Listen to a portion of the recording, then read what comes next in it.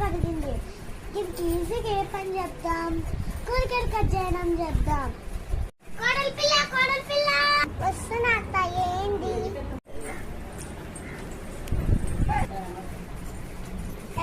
Kilo ఎర్రగడ్డలు cut చేద్దాం.